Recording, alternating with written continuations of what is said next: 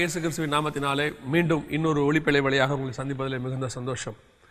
ஏற்கனவே நாம் 2 செய்திகளை பார்த்திருக்கிறோம். இதில் மூன்றாவதாக இன்னொரு மிக முக்கியமான காரியத்தை குறித்து நாம் பார்க்க போகிறோம். அதற்கு ஆதார வசனமாக பவுல் கொரிந்தியருக்கு எழுதின நிருபத்தில் 2வது பகுதி 2 கொரிந்தியர் 2ஆம் அதிகாரம் 11வது வசனத்தை வாசிக்கலாம். சாத்தானாலே நாம் மோசம் போகாதபடிக்கு அப்படி செய்தேன், அவனுடைய தந்திரங்கள் நமக்கு தெரியாதவைகள் அல்லவே. இந்த இடத்துல ஒரு மிக முக்கியமான காரியத்தை பவுல் நமக்கு தெரியப்படுத்துகிறார். சாத்தானின் தந்திரங்கள் நமக்கு தெரியாதவைகள் அல்லவே. இந்த கடைசி காலத்தில் வேதம் சொல்லுகிறது, எவனை விழுங்கலாமோ என்று பிசாசு வகை தேடி சுற்றி திரிகிற காலத்தில் இந்த சாத்தானை குறித்தும் பிசாசு என்று சொல்லப்படுகிற சாத்தானை குறித்து அநேக காரியங்கள் திருச்சபைக்கு தெரியாமலே இருக்கிறது. நான் இந்த திருச்சபையின் அநேக திருச்சபைகளுக்கு நான் பிரயாணிக்கிறேன், அநேக இடத்துல நான் பேசுகிறேன். அப்பொழுது நான் பார்க்கக்கூடிய மிக முக்கியமான காரியம் என்னவென்றால், வேதத்திலே சாத்தானுக்கு சொல்லப்பட்டிருக்கிற காரியத்தை விட அவனுக்கு அதிகமாகவே நம்முடைய ஜனங்கள் பயப்படுகிறார்கள். இன்னும் சொல்லப்போனால் அவனுக்கு அதிகமாகவே மதிப்பு கொடுக்கிறார்கள். அவனுக்கு இல்லாத வல்லமைகள் எல்லாம் அவனுக்கு இருக்கிறதாக நம்முடைய ஜனங்கள் அவனை உயர்த்தி பிடிக்கிறார்கள். நான் சொல்லுகிறது உங்களுக்கு ஒருவேளை ஆச்சரியமாக இருக்கும். சாத்தானை குறித்து நாம் அநேக காரியங்களை வேதாகமத்திலே பார்க்கிறோம். ஆனாலும் இந்த புதிய ஏற்பாட்டு திருச்சபைக்கு கர்த்தர் கொடுத்திருக்கிற அதிகாரம், புதிய ஏற்பாட்டு திருச்சபைக்கு கர்த்தர் கொடுத்திருக்கிறதான வல்லமை, இதை எதையுமே உணராதவர்களாய்த்தான் அநேக திருச்சபையை சார்ந்தவர்கள் இருக்கிறார்கள். இந்த சாத்தானை குறித்து பவுல் சொல்லும்போது அவனுடைய தந்திரங்கள் நமக்கு தெரியாதவைகள் அல்ல. இந்த சாத்தானை குறித்தும் அவனுடைய தந்திரங்களை குறித்தும் அவன் எப்பேற்பட்டவன், என்ன காரியங்கள் செய்கிறான், இந்த கடைசி காலத்தில் அவனுக்கு என்ன வல்லமை இருக்கிறது, இவைகளை குறித்து தான் நான் இந்த செய்தியின் மூலமாக உங்களோடு கூட பகிர்ந்து கொள்ள விரும்புகிறேன். இவைகள் ஒரு கையேடை போல, ஒரு கமெண்ட்ரியை போல உங்களுக்கு இருக்க வேண்டும் என்று நான் விரும்புகிறேன்.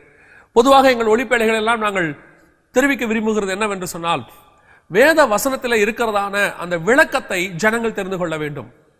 வேதம் சொல்லுகிறது, சத்தியத்தை அறிவீர்கள், சத்தியம் உங்களை விடுதலையாக்கும். சத்தியம்தான் நமக்கு விடுதலை கொடுக்கும். ஆகவே நாம் ஒரு சில சத்தியங்களை இன்றைக்கு நாம் படிக்க போகிறோம். அதில் குறிப்பாக இந்த சாத்தானை குறித்து, யார் இந்த சாத்தான், இவன் எங்கே இருந்து வந்தான், இவன் எப்பேற்பட்டவன், இன்றைக்கு இவனுடைய நிலைமை என்ன, இவன் மேலே நமக்கு இருக்கிற அதிகாரம் என்ன, அவைகளை குறித்து தான் நாம் பார்க்க போகிறோம். முதலாவதாக எசேக்கியேல் தீர்க்கதரிசன புஸ்தகம் 28ஆம் அதிகாரம் 12வது வசனத்தில் இந்த சாத்தானை குறித்து வருகிறது. அவனுடைய பூர்வீகத்தை குறித்து, அவன் எங்கிருந்து வந்தான், எப்படிப்பட்டவன் என்பதெல்லாம் குறித்து அங்கே கொடுக்கப்பட்டிருக்கிறது. ஏசாயா புஸ்தகம் 14வது அதிகாரத்திலையும் இவனை குறித்து சொல்லப்பட்டிருக்கிறது. இந்த 2 இடத்துல நீங்கள் வாசிக்கும் பொழுது, அவன் தேவனுடைய தோட்டமாகிய ஏதேனுக்குள்ளே இருந்தவன், கர்த்தர் அவனை எப்படி உண்டாக்கினார், இது எல்லாம் சொல்லப்பட்டிருக்கிறது. நாம் நிதானிக்கிறது என்னவென்று சொன்னால், ஒரு காலத்தில் தேவன் சகலவற்றையும் அவருக்காக உண்டாக்கி, பரலோகத்தை உண்டாக்கி, சகல மகிமைகளை உண்டாக்கி, இதற்கு தேவனுக்கும் இந்த சிருஷ்டிப்புகளுக்கும் இடையே கர்த்தர் ஒரு மத்தியஸ்தரை போல இவனை வைத்திருந்திருக்கிறார். இவனை தாண்டி தான் எல்லாம் அவருக்கு வந்திருக்கிறது. வேதம் சொல்லுகிறது, அவன் காப்பாற்றுவதற்காக உண்டாக்கப்பட்ட கேரூப் என்று சொல்லப்பட்டிருக்கிறது. எசேக்கியேல் தீர்க்கதரிசன புஸ்தகம் 28வது அதிகாரத்தில் நீங்கள் வாசிக்கும் பொழுது, அவனை குறித்து 12, 13, 14 வசனங்களில் வாசிக்கும் பொழுது, அவன் காப்பாற்றுவதற்காக உண்டாக்கப்பட்ட கேரூப். மனுஷனே படைக்கப்படவில்லை, அந்த காலகட்டத்தில் எந்த உயிரினங்களும் படைக்கப்படவில்லை. யாரை காப்பாற்ற போகிறான்? அவன் காப்பாற்றுவதற்காக உண்டாக்கப்பட்ட கேரூப் என்றால் அவன் யாரை காப்பாற்ற போகிறான்? மனுஷனையா? இல்லை, மனுஷனே இல்லை, அப்பொழுது உருவாக்கப்படவில்லை. அப்படியால் யாரை காப்பாற்ற போகிறான்? தேவனையா? தேவனை காப்பாற்றுவதற்கு தேவன் அவனை விட குறைவானவரும் அல்ல. அதே நேரத்தில் தேவனை யாரிடத்திலிருந்து அவன் காப்பாற்ற போகிறான்? அப்படியானால் வேதம் சொல்லுகிறது, அவன் காப்பாற்றுவதற்காக உண்டாக்கப்பட்ட கேரூப். அப்படியானால் இவன் எதற்காக உண்டாக்கப்பட்டான்? நல்லா கவனியுங்கள். இவன் தேவனுக்கும் சிருஷ்டிப்புகளுக்கும் நடுவில் இருந்தவன். இவனை ஆண்டவர் சிருஷ்டித்த வரலாறை அங்கே அழகாக சொல்லப்பட்டிருக்கிறது. அவனை ஒரு முத்திரை மோதிரமாக வைத்திருந்தாராம். அவன் சட்டைகளை அடைக்கும் போது அவனை குறித்து இசையெல்லாம் வருமாம். அவனை குறித்து அநேக காரியங்கள் இங்கே சொல்லப்பட்டிருக்கிறது.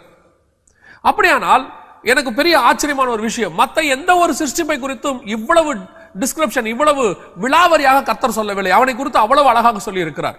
இந்த நேரத்தில் விசுவாசிகள் நீங்கள் புரிந்து கொள்ள வேண்டும், வேதாகமத்தில் நம்முடைய ஆண்டவர் மூன்றும் ஒருவராக இருக்கிறார். ட்ரினிட்டி, திருத்துவத்தை குறித்து நீங்கள் கேள்விப்பட்டிருக்கிறீர்கள். ஏற்கனவே நாம் அதை குறித்து பேசி இருக்கிறோம். நாம் இந்த பூமி படைக்கப்பட்ட பிறகு பிதா, குமாரன், பரிசுத்த ஆவி என்ற ஒரு ஆள் தத்துவமாக இருந்தாலும் அவர் மூன்றும் ஒருவராகத்தான் இருக்கிறார். அதனால்தான் அவருக்கு ஆதியிலே தேவன் என்கிறதான இடத்துல எல்லோயிம் என்று மூல பாஷையிலே கொடுக்கப்பட்டிருக்கிறது. எல்லோயிம் என்றால் 3 கடவுள்கள், அதாவது தேவர்கள். அவர் மூன்றும் ஒன்றாகவே இருந்தார். அப்படி இருக்கும் பொழுது சகலமும் அவராலே அவருக்காக உண்டாக்கப்பட்டது. எல்லாவற்றையும் உண்டாக்கி எல்லா சிருஷ்டிப்புகளுக்கும் நடுவிலே இவனை ஒரு மத்தியஸ்தனை போல, இதனுடைய மகிமைகள் எல்லாம் தேவனை வந்து சேரும்போது இவன் மூலமாக வந்து சேரும்படி தரிசன ப்ரொசீஜர் உருவாக்கி வைத்திருந்தார் ஆண்டவர். அப்படி பார்க்கிற இவன் நினைக்கிறான், எனக்கும் ஆண்டவருக்கும் ஒரு ஸ்டெப் தான் பாக்கி இருக்கிறது. நான் அந்த இடத்திற்கு போய்விட்டால் இந்த மகிமைகள் எல்லாம் எனக்கு வந்து சேரும். அதான் ஏசாயா புஸ்தகம் 14 சொல்லுகிறது, நான் வானத்துக்கு ஏறுவேன், ஆராதனை கூட்டத்துக்கு தலைவனாவேன். இந்த ஆராதனைகள், துதிகள், அந்த தூதர்கள் செலுத்தக்கூடியதான எல்லா ஸ்தோத்திரங்கள் எல்லாம் யாருக்கு வர வேண்டும்? தனக்கு வர வேண்டும் என்று விரும்பினான். எசேக்கியேல் 28ஆம் அதிகாரம் சொல்லுகிறது, உன்னிடத்தில் குற்றம் கண்டுபிடிக்கிற நாள் வரைக்கும். ஆண்டவர் இடத்துல இந்த குற்றத்தை கண்டுபிடித்தவுடன் அவனை கீழே தள்ளுகிறார், சபிக்கப்பட்டு கீழே தள்ளுகிறார். தள்ளும் பொழுது அவனுடைய அழகை எடுத்து விட்டார். ஏசாயா 14 சொல்லுகிறது, அவனை சாம்பலை போல மாற்றினார் என்று சொல்லி. அவனுடைய அழகை எடுத்து விட்டார், அவனுக்கு இருந்த மகிமையை எடுத்து விட்டார், அவனுக்கு இருந்த அலங்காரத்தை எடுத்து விட்டார், அவனை கருப்பாக சாம்பலை போல மாற்றினார் என்று சொல்லப்பட்டிருக்கிறது. அப்படி தள்ளப்பட்ட இந்த சாத்தான் கீழே அதற்கு பிறகு அவன் வரும்பொழுது தன்னோடு கூட ஒரு கூட்ட நட்சத்திரங்களை இழுத்து கொண்டு வந்தான் என்று வேதவசனம் 12ஆம் அதிகாரம் வெளிப்படுத்தின விசேஷத்திலே சொல்லப்பட்டிருக்கிறது, 6வது வசனத்திலே.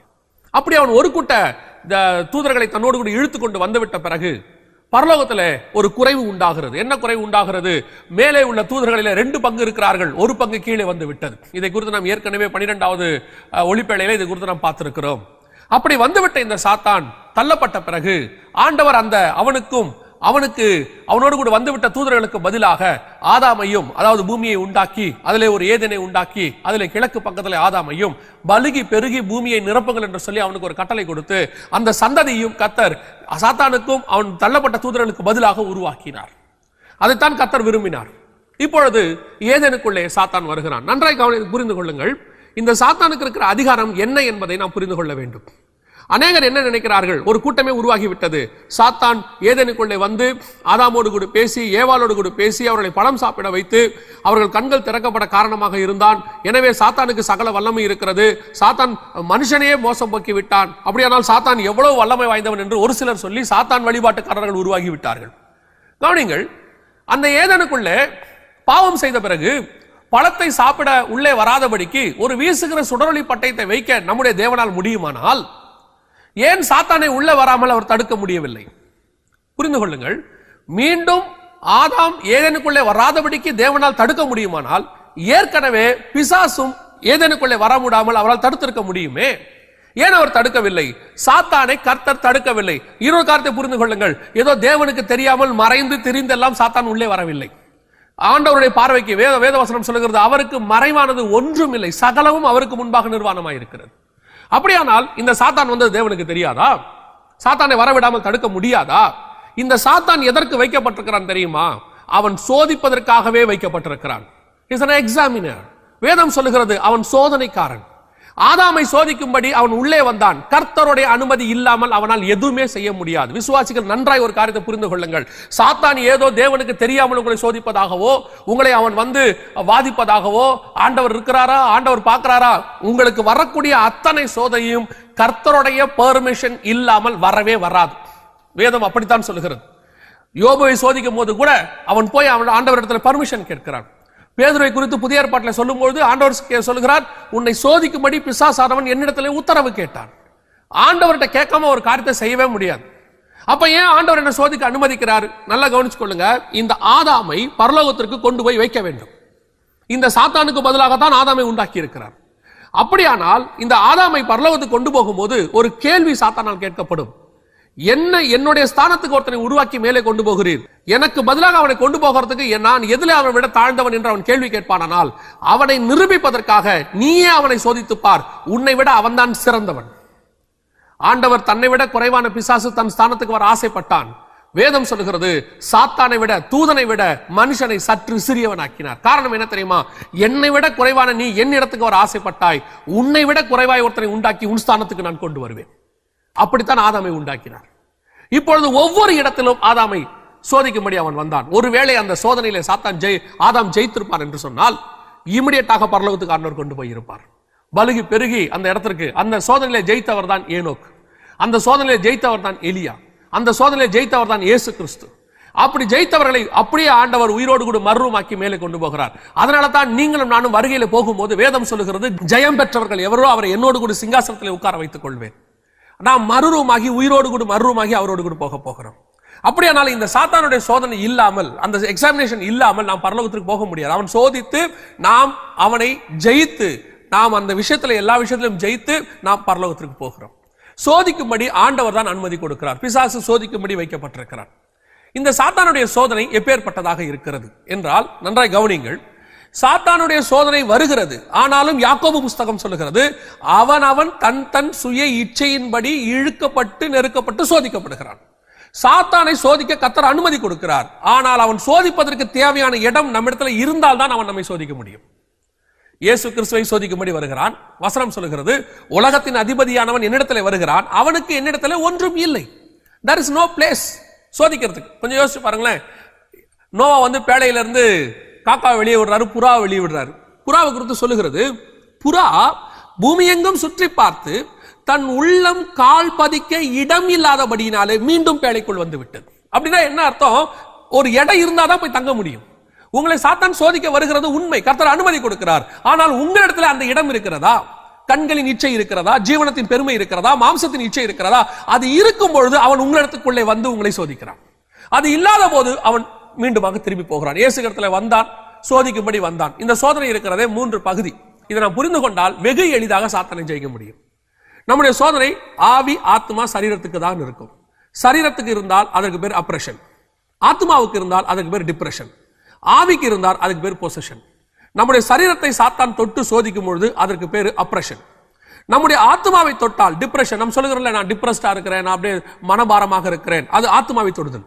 மூன்றாவது, சாத்தான் உங்களுடைய ஆவிக்குள்ளே புகுந்தால் பொசஷன், அதாவது அவன் உள்ளே புகுந்து விட்டான். முதலாவது அவன் சோதிக்கிறது எப்பொழுதுமே நீங்க எடுத்துக்கொண்டால் அப்ரஷன், சரீரத்தை தான் தொடுவான். வியாதினோ பலகீனமோ ஏதோ ஒரு விதத்திலே அவன் தொடுவான். யோபுவை பாருங்கள், முதல்ல சரீரத்தை தான் தொட்டான், உடம்பு முழுவதும் பருக்களாய் மாற்றினான். அடுத்தபடியாக டிப்ரெஷன், மனைவியை அனுப்புகிறான். அவன் மனம் நோகும்படி பேசுகிறான். அவனுடைய கூட இருக்கிற மனைவியே சொல்றார், என்ன சொல்றார்? தேவனை தூஷித்து ஜீவனை விடும். டிப்ரெஷன். ஒருவேளை அதற்கு யோபு இடம் கொடுத்திருந்தால் மூன்றாவது பொசஸ்ட், அவனுக்குள்ளே பிசாசு வந்திருப்பான். இந்த 2 இடத்தை ஜெயிக்கிறவர்கள் பொசஸ்ட், 3வது இடத்துக்கு போகவே முடியாது.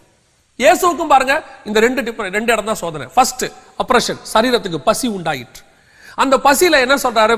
பிசாசு சொல்றான், இந்த கல்லுகளை அப்பமாக்கி புசியும். ஆதாமுக்கும் அதே சாப்பாடு தான் சோதனை.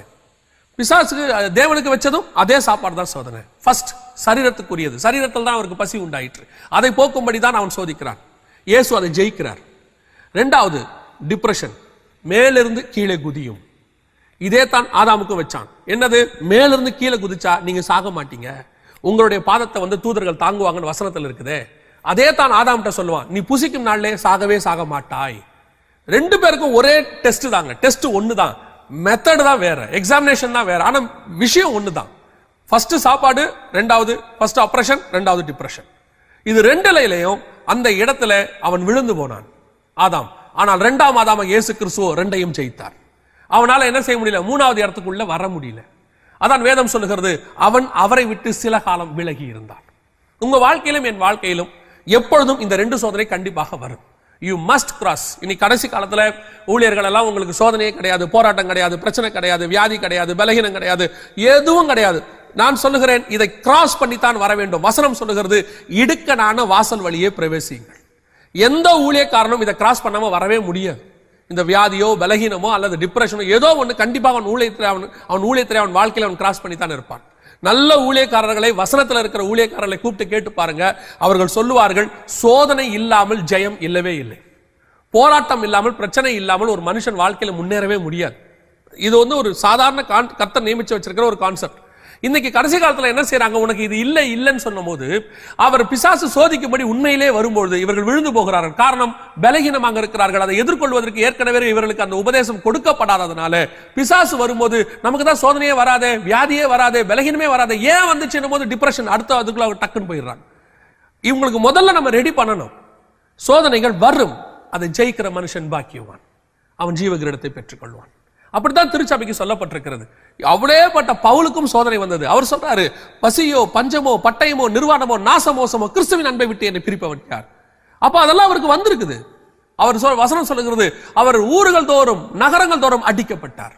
இயேசு கிறிஸ்துவுக்கு அந்த சோதனை வந்துச்சு, அப்போஸ்தலருக்கு அந்த சோதனை வந்துச்சு. சிமிர்னா சபைக்கு எடுத்துக்கொள்ளுங்க, அப்போஸ்தலர் காலத்துக்கு பிறகு, அதாவது 2வது செஞ்சுரியில வந்த சிமிர்னா சபைக்கு எடுத்துக்கொள்ளுங்க. வசனம் சொல்லுது, நீ படப்போருகிற பாடுகளை குறித்து எள்ளளவும் பயப்படாதே, 10 நாள் உன்னை உபத்திரவப்படுத்துவார்கள். உபத்திரவம் இல்லாமல் திருச்சபை இல்லைங்க. உபத்திரவத்துல தான் திருச்சபை வளரும், உபத்திரவத்தான் திருச்சபை ஸ்ட்ராங் ஆகும். இன்னைக்கு கடைசி காலத்துல திருச்சபையை சில ஊழியக்காரர்கள் ப்ராஸ்பரிட்டி கிரேஸ் டாக்டரின் சொல்லி வீக்காக்கி கொண்டிருக்கிறார்கள். உனக்கு பிரச்சனை இல்ல, போராட்டம் இல்ல, உண்டு, உலகத்தில் உங்களுக்கு உபத்திரவம் உண்டு, திடம் கொள்ளுங்கள், ஆனாலும் நான் உலகத்தை ஜெயித்தேன். அதான் கர்த்தர் நமக்கு சொல்லி கொடுத்திருக்காரு. யூ மஸ்ட் ஹேவ், இதை நீங்க கிராஸ் பண்ணி வரணும். இந்த உபத்திரவத்தை நீங்கள் கிராஸ் பண்ணி வரணும். வேதம் சொல்லுகிறது இந்த 2 உபத்திரவத்தை இயேசு கிராஸ் பண்ணி வந்தார். லூக்கா எழுதின சுவிசேஷம் 4ஆம் அதிகாரம் 12-13வது வசனம். அதற்கு இயேசு, உன் தேவனாகிய கர்த்தரை பரீட்சித்து பாராதிருப்பாயாக என்று சொல்லி இருக்கிறதே என்றார். பிசாசானவன் சோதனை எல்லாம் முடித்த பின்பு சில காலம் அவரை விட்டு விலகி போனான். இந்த இடத்துல கவனிக்க வேண்டிய மிக முக்கியமான ஒரு காரியம் என்னென்றால், சில காலம் அவரை விட்டு விலகி போனான். இன்னைக்கு நிறைய பேர் நினைக்கிறாங்க பிசாசை ஒரே தடவையில ஜெயிச்சு முடிச்சிடலாம், அத்தோட இதை க்ளோஸ் பண்ணிடலாம், அத்தோட பிசாசு வரவே மாட்டான். இல்லை, வசனம் தெளிவாய் சொல்லுகிறது சில காலம் விலகி இருந்தான். வேதத்தை நாம் வாசிக்கிறோம், பிசாசு விரட்டப்பட்டா என்ன செய்யுமா, அது போய் மேலும் 7 பிசாசை கூட்டி கொண்டு வருமா. அப்படின்னா என்ன அர்த்தம்? அவன் திரும்பி வரமாட்டான்னு அர்த்தம் இல்லை, அவன் திரும்பி வருவான். ஆனால் வருவதற்கு முன்பதாக கவனித்துக் கொள்ளுங்கள், வருவதற்கு முன்பதாக அந்த வீடு அலங்கரிக்கப்பட்ட வீட்டுக்குள்ளே இயேசு இருந்தால் அவன் உள்ளே வரமாட்டான். ஆக்குபைட், அந்த காலியான வீட்டுக்குள்ளே தேவன் வந்து விட்டால் மீண்டும் அவன் அது உள்ளே வரமாட்டான். ஆனா திரும்பி வந்து பார்ப்பான், யாராவது இருக்கிறாங்களா, யாரும் இல்லை என்றால் அவன் மீண்டும் உள்ளே வருவான். பிசாசுடைய வேலை என்ன தெரியுமா? நாம கற்றுக்கொள்ள வேண்டிய, நான் சொல்லுகிறேன், நான் எப்பவும் நினைக்கிற ஒரு விஷயம், எல்லாரிடத்திலும் கற்றுக்கொள்வதற்கு ஒன்று இருக்கிறது, அதே மாதிரி பிசாசு கிட்ட கத்துக்கிறதுக்குன்னு ஒன்று இருக்கு நமக்கு. என்ன தெரியுங்களா? இந்த ஆத்துமாவை மோசம் போக்குறதுக்கு பிசாசு பண்றதான அந்த முயற்சி இருக்கு பாருங்களேன், அந்த மாதிரி முயற்சியை ஆத்துமா ஆதாயம் பண்றதுக்கு நாம பண்ணோம்னா அதிக ஆத்துமாக்களை ஆதாயம் பண்ண முடியும். பிசாசு சாகுற வரைக்கும் ஒரு ஆத்துமாவை முயற்சி பண்ணிக்கிட்டே இருப்பான் தெரியுமா உங்களுக்கு? சாகுற வரைக்கும் முயற்சி பண்ணுவான். மோசையை மோசம் போக்குறதுக்கு எத்தனை வருஷம் முயற்சி பண்ணான்னு நினைக்கிறீங்க? 120 வருஷம் முயற்சி பண்ணியிருக்கிறான். பிறக்கும் போதே கொலை பண்றதுக்கு வகை தேடினான், கர்த்தர் காப்பாத்தினார். கடைசியா 120வது வயசுல கண்மலை கிட்ட போய் சோதிக்கிறான். அங்கே அவர் ஆண்டவர் பேச சொன்னார், அவர் அடிச்சிட்டாரு, அந்த சோதனையில் அவர் விழுந்துட்டார். அப்ப எது வரைக்கும் சோதிச்சிருக்கான் பாருங்க, 120 வருஷம் சோதிச்சிருக்கிறான். இயேசு கிறிஸ்துவ எது வரைக்கும் சோதிச்சிருக்கிறான்? சிலுவைக்கு வரைக்கும் சோதிக்கிறான். சிலுவையில போய் சோதிக்கிறான் பாருங்க. அவர் மேல இருக்கும்போது அவர் ரட்சிப்பு பூரணப்படணும்னா அவர் ஜீவனை சிலுவையில விடணும். ஜீவனை விடுறதுக்கு முன்னாடி ஒரு ஆளை விட்டு பேசுறான். என்ன பேசுறான் தெரியுமா? நீ தேவனுடைய குமாரன், கீழே இறங்கி வந்துரு. அப்ப என்ன அர்த்தம்? அந்த ரட்சிப்பை முடிக்க விரும்புறான், உள்ள போக விடாம தடுக்க விரும்புகிறான். கீழே இறங்கி பாப்போம். இயேசு ஒருவேளை டெம்ப்ட் ஆகி அந்த இடத்துல என்னையடா கேட்டா நான் யார் தெரியுமாடான்னு இறங்கி வந்திருந்தாரா ரட்சிப்பு பூரணப்பட்டிருக்காது. எது வரைக்கும் சோதனை பார்க்க? சிலுவையின் முடிவு பரியந்தம், மரணம் வரைக்கும். அதான் சொல்லுகிறேன், நமக்கு மரணத்தின் முடிவு பரியந்தம் வரைக்கும் சோதனை உண்டு உலகத்தில். அதை நம்ம ஜெயிச்சுக்கிட்டே வரணும், ஒவ்வொரு சோதனையும் ஜெயிச்சுக்கிட்டே வரணும். வேதம் சொல்லுகிறது பிசாசு சில காலம் அவரை விட்டு விலகி இருந்தான். தட்ஸ் வெரி இம்பார்ட்டன்ட் வேர்ட், சில காலம். இந்த சில காலம் தான் நமக்கு பிசாசு நம்மளை விட்டு தூர போய் இருக்கும். நீங்க நல்லா புரிஞ்சுக்கொள்ளணும், பிசாசுடைய காரியங்கள் எப்பவுமே டெம்பரவரி, ஆனால் அது அடுத்து வந்துகிட்டே இருக்கும். நம்ம அது பர்மனண்டா நம்மள அது தொடவும் முடியாது, பர்மனண்டா நம்மளை விட்டு போகவும் முடியாது. இதை சொல்லும் போது எனக்கு சில ஞாபகம் வருகிறது. ஒரு சில ஊழியர்கள் பிசாசை விரட்டும் போது சில காரியங்களை சொல்லுவார்கள். பிசாசை பார்த்து சொல்வார்கள், நான் உன்னை நரகத்துக்கு அனுப்புகிறேன் பாங்க. நன்றாக கவனிச்சு கொள்ளுங்க, இந்த வார்த்தை அப்பட்டமான அவர்கள் தெரியாமல் சொல்லுகிற வார்த்தை. ஏன் தெரியுமா? பிசாசு இப்ப நரகத்துக்கு அனுப்பவே முடியாது, அவனை அனுப்பவே முடியாது. 20ஆம் அதிகாரம் வெளிப்படுத்தின விசேஷம், வெள்ளை சிங்காசன நியாய தீர்ப்புக்கு பிறகுதான் பிசாசை நரகத்துக்கு அனுப்ப முடியும். அது வரைக்கும் அனுப்பினால் கூட பிசாசை பாதாளத்துக்கு தான் அனுப்ப முடியும். இயேசுவை பார்த்து 8ஆம் அதிகாரம் லூக்கால சொல்லுது, எங்களை பாதாளத்துக்கு அனுப்பாதபடிக்கு அவைகள் வேண்டிக் கொண்டன. அப்படியே அனுப்பினாலும் பாதாளத்துக்கு தான் அனுப்ப முடியும், நரகத்துக்கு அனுப்பவே முடியாது. இன்னும் ஒரு சிலர் இருக்கிறார்கள், நான் உன்னை சுட்டு எரிக்கிறேன் அப்படிம்பாங்க பிசாசை. எப்படி சுட்டு எரிக்க முடியும் பிசாசை? எதை போட்டு சுட்டு எரிப்பீங்க? பரிசுத்தாவின் அக்கினி இல்லையா? பரிசுத்தாவின் அக்கினியில பிசாசை சுட்டு எரிக்கிற அக்கினி அல்ல, அது நம்மளை நிரப்பி அக்கினியை மாத்துகிற அக்கினி. அதுக்கும் பிசாசை சுட்டு எரிக்கிறதுக்கு எந்த சம்பந்தம் இல்லை. சிலர் சொல்லுவாங்க, பிசாசை நான் உன்னை சுட்டு எரிக்கிறேன். அவனை சுட்டு எரிக்கலாம் முடியாது, அப்படிலாம் பைபிள் சொல்லவே இல்லை. அவனை நீங்க ஒன்னே தாங்க பண்ணலாம். இன்னைக்கு அறியாமையில பிசாசை நாம் சில காரியங்களை ஹைப் கொடுத்து மேல வச்சிருக்கிறோம். சில காலம் அவனை விலக்கி இருக்க முடியும். எப்படி விளக்க முடியும் தெரியுமா? அதுவும் பிசாசை சுட்டெரிக்க முடியாது, பிசாசை நரகத்துக்கு அனுப்ப முடியாது. அப்ப என்னதான் பண்ணலாம்? வேதம் தெளிவாய் சொல்லுகிறது, பிசாசை துரத்த மட்டும் தான் முடியும், வேற எதுவுமே செய்ய முடியாது. நீங்கள் வாசிப்பீர்களானால் அநேக இடங்களிலே புதிய ஏற்பாட்டை நாம் வாசிக்கிறோம். மத்தேயு எழுதின சுவிசேஷம் 8ஆம் அதிகாரம் 16வது வசனம், மத்தேயு எழுதின சுவிசேஷம் 8ஆம் அதிகாரம் 31வது வசனம், மத்தேயு எழுதின சுவிசேஷம் 10ஆம் அதிகாரம் 8வது வசனம், மார்க் 1:34, 39, 6ஆம் அதிகாரம் 7ஆம் வசனம், 3:15, எல்லா இடத்துலையும் பாருங்களேன். மத்தேயு எழுதின சுவிசேஷம் 8ஆம் அதிகாரம் 16வது வசனத்தை வாசிங்க. அஸ்தமனமான போது பிசாசு பிடித்திருந்த அநேகரை அவரிடத்தில் கொண்டு வந்தார்கள். அவர் அந்த ஆவிகளை தமது வார்த்தையினாலே துரத்தி பிணியாளிகள் எல்லாரையும் சொஸ்தமாக்கினார். அந்த ஆவிகளை என்ன பண்ணாராம்? துரத்தினார்னு இருக்கு. கொஞ்சம் கவனிங்களேன். இயேசு நினைச்சிருந்தாருன்னா 3.5 வருஷத்துல இருக்கிற மொத்த பிசாசு சுட்டரிச்சிருக்க முடியுமா? முடியாதா?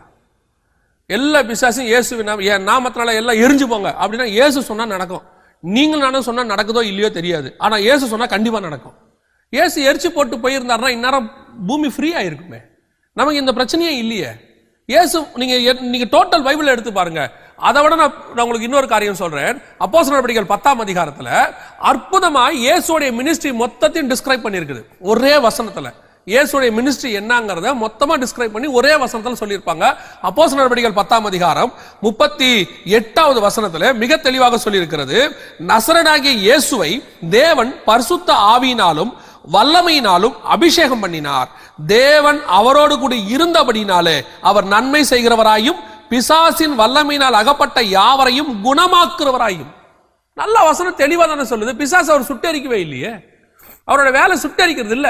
அவனுக்கு ஒரு குறிப்பிட்ட காலம் ஆண்டவர் அவனுக்கு கொடுத்திருக்கிறார். எது வரைக்கும்? இந்த மனுஷ குலம் அந்த பிசாசு கீழே தள்ளப்பட்ட போது எண்ணிக்கை எவ்வளவு பேர் கீழே வந்துட்டாங்களோ அதற்கு மாற்றாக மனிதர்கள் அவ்வளவு பேர் வந்தவுடன் அவர்கள் அத்தனை பேரையும் பரலோகத்துக்கு கொண்டு போய் வைத்து விட்டு பிசாசை ஆண்டவர் நரகத்திலே தள்ளுகிறார். அது வரைக்கும் பிசாசு பூமியில இருக்கத்தான் செய்வான். ஆனால் அவன் நன்றாய் ஒரு காரியத்தை புரிந்து கொள்ளுங்கள். அவன் சோதிக்கும்படி தான் வைக்கப்பட்டிருக்கிறான். கர்த்தருடைய பர்மிஷனோட சோதிக்கும்படி வருவான். அவன் வந்துகிட்டே தான் இருப்பான். ஆனா அவன் சோதிக்கும் பொழுது அவன் சோதிப்பதற்கு தேவையான காரியங்கள் நம்ம கிட்ட இல்லைன்னா அந்த சோதனையில அவன் வெற்றி பெற மாட்டான். அந்த சோதனையில அவன் வெற்றி பெற ஜெயம் பெற முடியாது. நீங்களும் நானும் தான் ஜெயம் பெறுவோம் 100%. சிலர் நினைக்கிறாங்க பிசாசு என்ன உள்ள வந்துருச்சு, எனக்கு பிசாசுடைய எண்ணங்கள்லாம் வந்துகிட்டே இருக்குது, பிசாசு ஒருவேளை என்ன பிடிச்சிருக்குதா? இல்ல இல்ல இல்ல. பிசாசுடைய எண்ணங்கள் அவன் ஏவுவான், உள்ளே வரும். ஆனால் நீங்கள் அதை வெளியே தள்ள வேண்டும். அதை எல்லாருக்கும் உண்டு, அத்தனை பேருக்கும் உண்டு. பிசாசு சோதிக்கும்படி வந்தான். இயேசு கிறிஸ்துவை பத்தி வாசுங்க. அந்த நாதாம் இயேசுவை பத்தி சொல்லும் பொழுது வேதம் சொல்லுகிறது, நசரேயனாகிய இயேசு வேதம் இருக்கு. அவர் எங்க இருந்தாரா? நாசரேத்துல இருந்தாராம். அப்போ என்ன சொல்றாங்க? நாசரேத்திலிருந்து ஒரு நன்மை தோன்றுமோ அப்படின்னு வேதம் சொல்லுகிறது. இயேசுவை பத்தி சொல்லும்போது என்ன சொல்லப்பட்டிருக்கு? அவர் தாமே நம்மை போல எல்லா விதத்திலும் சோதிக்கப்பட்டு. அப்ப இயேசு கொண்டு போய் எங்க வச்சாராம் பிதாவாகிய தேவன்? நாசரேத்துல வச்சாராம். நாசரேத்னா எந்த ஊர் தெரியுங்களா? எருசலேமுக்கு பலி கொடுக்க வர அத்தனை பேரும், எருசலேம் ஒரு சின்ன பட்டணம், ஒரே நேரத்தில் 20,000 பேருக்கு மேல அங்க உள்ள இருக்க முடியாதான். பலி செலுத்த வரும்போது பஸ்கா வரும். ஏன்னா 20,000 பேர் 20,000 ஆடு கொண்டு வருவான். ஒவ்வொருத்தரும் பஸ்கா செலுத்த வருவான். 20,000 ஆடு உள்ள அடிப்பாங்க. அது அவ்வளவுதான் தாங்க முடியும், அதுக்கு மேல வராது. ஆனால் இஸ்ரவேலர்கள் உலகம் முழுவதிலிருந்து வருவாங்க. அப்ப இவ்வளவு பேரும் தங்கறதுக்கு எங்க இருப்பாங்கன்னு கேட்டீங்கன்னா, அந்த பஸ்காக்கு போறவங்களும் சரி போயிட்டு வந்தவங்களும் சரி ரெஸ்ட் எடுக்கிற அந்த அவர் இளைப்பாறுகிற இடம் தான் நாசரேத். சோ அங்க நம்ம இன்னைக்கு உங்களுக்கு புரியும்படி சொல்றேன். இன்னைக்கு வேர்ட்ல சொன்னோம்னா அங்கதான் ஹோட்டல்ஸ், லாட்ஜ் எல்லாமே அங்கதான் இருக்கும். இவங்க எல்லாம் அங்கதான் ஸ்டே பண்ணிருப்பாங்க. அதனால அவங்க ஸ்டே பண்றவங்களுக்கு தேவையான எல்லா வசதி, எல்லா அருவருப்பு, எல்லா விதமான பாவங்கள் அங்க கிடைக்கும். பஸ்கா செலுத்த வரவன் என்ன செய்வான்? கையில ஆட்டுக்குட்டி இருக்கும்போது தைரியமா பாவம் செய்வான். ஏன்னா இப்ப நாளைக்கு அவன் பலி செலுத்த போறான். பாவம் செஞ்சுனா மொத்த பாவத்தையும் ஆடு ஏத்துக்கொள்ளும். செஞ்சுட்டு வரவன் என்ன செய்வான்? இதோட அடுத்த வருஷம் தானே வரப்போறோம். உடனே இன்னைக்கு அநேகர் சில இடங்களுக்கு எல்லாம் கடவுளை தேடி போகிறாங்க. போறவங்க என்ன பண்ணுவாங்க தெரியுமா? கடவுளை பார்த்துட்டு கீழே இறங்கும் போதே பாவம் செஞ்சுக்கிட்டே வருவாங்க. அதுக்கான வேலைகள் அங்க இருக்குது, நான் கேள்விப்பட்டிருக்கிறேன். அதே மாதிரிதான் நாசரேத்துல இருந்துச்சு. ஆனால் இயேசு எங்க வளர்ந்தார் தெரியுமா? அப்படிப்பட்ட ஒரு இடத்துல வைக்கப்பட்டு வளர்ந்தார். எல்லா விதத்திலும் சோதிக்கப்பட்டார். அந்த ஊர்ல எல்லாமே இருந்துச்சு, ஆனால் எதுவும் இயேசுவை தொடவில்லை. அப்படின்னா என்ன அர்த்தம்? பிசாசு எல்லாத்திலையும் சோதிச்சு பார்த்திருக்கிறான். எல்லா சோதனையும் இயேசு ஜெயிச்சார். அப்படின்னா என்ன அர்த்தம்? அவர் சொல்றார், உலகத்தின் அதிபதி என்னிடத்துல வருகிறான், என்னிடத்துல ஒன்றும் இல்லை, எங்கிட்ட அப்படிப்பட்ட காரியங்கள் இல்லை, கண்களின் இச்சை இல்லை, ஜீவனத்தின் பெருமை இல்லை, மாம்சத்தின் பெருமை இல்லை, எதுவுமே இல்லை. அதனால அவன் என்ன சோதிச்சு பார்த்தாலும் என்ன ஒண்ணுமே பண்ண முடியாது. அந்த நிலைக்கு நீங்களான வர வேண்டும் என்று கர்த்தர் விரும்புகிறார். அந்த நிலை வருகிற வரைக்கும் அந்த சோதனை உங்களுக்கு இருக்குதா தெரியும். எனக்கு நீங்க சொல்லி பாருங்களா, எனக்கு கண்களின் இச்சையே இல்ல, சோதனை இல்லாம நீங்க எப்படி ஜெயிப்பீங்க? அது எப்படி நீங்க ப்ரூஃப் பண்ணுவீங்க? எனக்கு அந்த இச்சையே இல்லைன்னு சொல்லி, எனக்கு ஜீவனத்தின் பெருமையே இல்லை. அப்ப அது சோதனை வந்தாதான் நீங்க அதை ப்ரூஃப் பண்ண முடியும். இல்லைன்னா எப்படி சொல்ல? எல்லாரும் சொல்லுவாங்க நான் குடிக்கவே மாட்டேன் அப்படின்னா, நீ குடிக்க மாட்டேன் சரி, ட்ரை பண்ணி உன்னை யாராவது ட்ரை பண்ணிருக்காங்களா? நீ குடிக்கிற இடத்துக்கு போயிருக்கிறியா? உன்னை யாராவது கம்பல் பண்ணாங்களா? அப்படிலாம் இல்ல, சின்ன வயசுல இருந்து என்ன பொத்தி பொத்தி வளர்த்தாங்க, நான் குடிக்க மாட்டேன். அது ஒரு பெரிய விஷயமே இல்லை. குடிக்கிறவங்க மத்தியில இருந்து குடிக்காம இருக்கிறவங்க தான் பெரிய விஷயம். இயேசு கிறிஸ்து நாசரேத்துல இருந்து பாவம் செய்யாம இருந்தார், அதான் பெரிய விஷயம். அப்போ பிசாசு சோதித்து அந்த சோதனையில ஜெயம் பெறுகிற மனுஷன் தான் பாக்கியவான். அப்ப அவன் சில காலம் சோதிக்கத்தான் செய்வான். எது வரைக்கும்? உங்களுடைய மரணமோ அல்லது வருகை முந்துகிற வரைக்குமோ அவன் வந்து சோதிச்சுட்டே இருப்பான். நாம் அதை பியூரிஃபை பண்ணிட்டே இருக்கணும். நம்மள அவன் வருவான். ஏங்க நம்மளை மட்டுமா சோதிச்சான்? இயேசுவை மட்டுமா சோதிச்சான்? வேதம் சொல்லுகிறது தாவீதை அவன் ஏவினானாம். வாசிங்கள் 1 நாளாகமம் 21:1 வாசி. சாத்தான் இஸ்ரவேலுக்கு விரோதமாய் எழும்பி இஸ்ரவேலை தொகையிடுகிறதற்கு தாவீதை ஏவி விட்டது. யார? தாவீதை ஏவி விட்டது. தாவீதை ஏவி இருக்கான் பாருங்க. தாவீதுக்குள்ள புகுர்ல, தாவீதை ஏவி விட்டான். இந்த ஏவி விடுறது வேலை தான் இன்னைக்கு நமக்குள்ள செஞ்சுக்கிட்டே இருக்கிறான். தேவையில்லாத சிந்தனையை ஏவி விடுவான், தேவையில்லாத அருவருப்பான காரியங்களை ஏவி விடுவான். இதை நீங்க உள்ள ஸ்டாக் வச்சுக்கிறீங்களா, திருப்பி வெளியே துரத்துறீங்களான்றதுதான் சோதனை. அந்த ஸ்டஃபை நீங்க வெளியே தள்ளி விட்டுட்டீங்க. நீங்க இன்டர்நெட்ல நல்ல விஷயத்துக்கு தான் போவீங்க, நீங்க ஒரு விஷயத்துக்கு தான் போவீங்க. திடீர்னு பார்த்தா தேவையில்லாத வெப்சைட் ஓபன் ஆகி வரும். அப்ப இந்த வெப்சைட்டை க்ளோஸ் பண்றீங்களா இல்ல தொடர்ந்து பாக்குறீங்களான்றதா உங்க சோதனை. அதுதான் சாத்தான் வைக்கிற டெஸ்ட். நம்ம டெஸ்ட் என்ன நினைச்சுக்கிறோம் தெரியுமா? சாத்தான் பருக்களை கொடுத்து ஓட்டுல சுரண்டது. எல்லாருக்கும் ஒரே சோதனை எல்லாம் கிடையாது. அது யோபுக்கு வச்ச சோதனை, உங்களுக்கு வேற சோதனை இருக்கும். என்ன சோதனை இருக்கும்? நீங்க இன்டர்நெட்டுக்கு போவீங்க, நீங்க கேஷுவலா நல்ல விஷயத்துக்கு தான் போயிருப்பீங்க. திடீர்னு பாத்தீங்கன்னா தேவையில்லாத விஷயம் ஒண்ணு வரும். உங்க கண்ணு அதுக்கு போதா இல்ல இமிடியேட்டா அதை க்ளோஸ் பண்ணுதா? அதுதான் சோதனையுடைய சக்சஸ். நீங்க அதை க்ளோஸ் பண்ணிக்கிட்டே தான் இருக்கணும். கொஞ்சம் யோசிச்சு பாருங்க, வெப்சைட் வந்துட்டே தான் இருக்கும், க்ளோஸ் பண்ணிட்டு தான் இருப்பீங்க. ஒரு பீரியட்ல என்ன ஆகும் தெரியுமா? அப்படி ஒரு காரியம் வரவே வராது, பிளாக் ஆயிரும். ஏன் தெரியுமா? நாம அதை ஜெயிச்சிட்டோம்னு அர்த்தம். நம்மள ஒன்றும் பண்ண முடியாது. அதே மாதிரிதான் பணத்துல சில ஆட்கள் சொல்லுவாங்க, பணம் இல்லாத போது சொல்லுவாங்க, பணம் பெரிய சோதனைங்க, அதெல்லாம் பணத்தை நம்ம காலில் தட்டி விடணும் அப்படிலாம் சொல்லுவாங்க. பணத்தை கொடுத்து சோதிப்பான் அடுத்து பிசாசு. நான் சொல்லுவேன், அநேக உபத்திரவத்துல உண்மையாய் இருந்து ஜெயித்தவர்கள் ஆசீர்வாதத்தில் விழுந்து போனார்கள். உபத்திரவப்படுத்தும் போது வியாதியிலேயோ பலகீனத்திலேயோ இல்லாமையிலேயோ தரித்திரத்திலேயோ உண்மையா இருந்தவர்கள் பணம் வரும்பொழுது விழுந்து போயிருக்கிறார்கள். பணத்துல அவங்க பாதிக்கப்பட்டிருக்கிறாங்க. பணம் வரும்போது அதை தக்க வச்சு கொள்றதுக்காக அந்த பண ஆசை அவர்களுக்கு வந்து விடுகிறது. அதை விட மோசமான ஒரு ஆசை ஒண்ணு இருக்குது. என்ன தெரியுங்களா? பணத்தை விட மோசமானது புகழ். வசனம் சொல்லுகிறது, வெள்ளிக்கு குகையும் பொண்ணுக்கு புடமும் மனுஷனுக்கு புகழ்ச்சியுமே சோதனை. இந்த புகழ்ச்சி சோதனை இன்னைக்கு விழுந்த ஊழியக்காரன் தான் எக்கச்சக்கம். புகழ்ச்சி சோதனை.